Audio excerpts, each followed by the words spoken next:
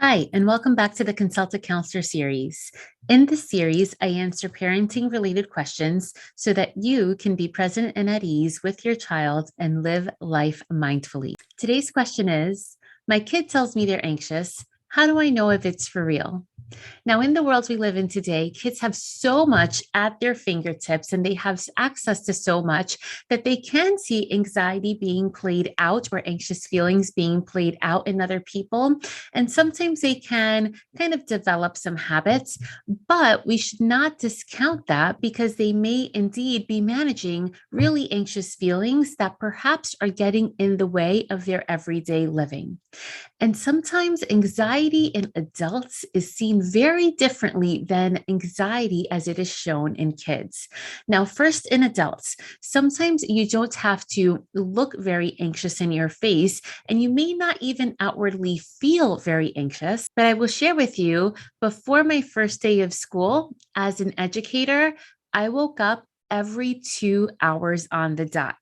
Now, I didn't feel nervous, nor did I have any particular feelings about starting the new school year, but my body did.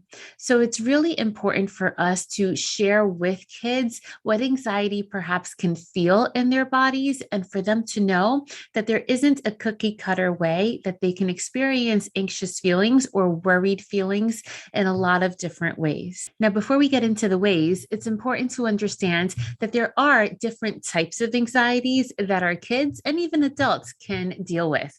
So there's separation anxiety, which we often see with our littles when they're afraid from being away from their parents.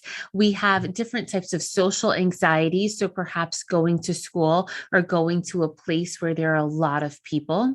There's general anxiety, which is basically being worried about something in the past or something that has yet to happen. There are, of course, different types of phobias, which even we as adults can have phobias, let's say about snakes or clowns or even everyday objects.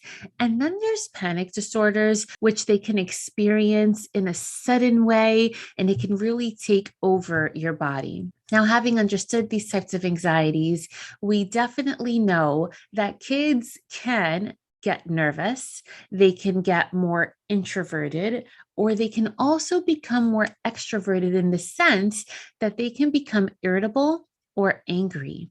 And that's something that we perhaps may not see or feel ourselves as adults, but in kids, when they become more irritable or more angry than normal, they may indeed be experiencing anxiety, but it shows up very differently in children. Other things that they can also experience is like what I was experiencing, the lack of sleeping or having trouble falling asleep, and headaches, migraine, being really tired, and even stomach aches. So oftentimes our kids will complain a lot about somatic symptoms, that their belly hurts or they have a really bad headache or they just can't focus.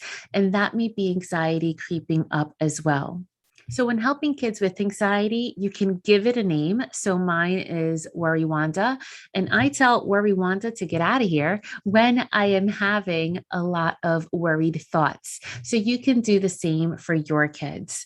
Now, when you see their anxiety is getting in the way of their everyday life, of schooling, of after school activities, and of things that they once used to find enjoyable, that's when it may be time to seek the help of a licensed therapist to teach your child's coping skills so that they know how to manage their anxious symptoms and so that they can live healthy lives.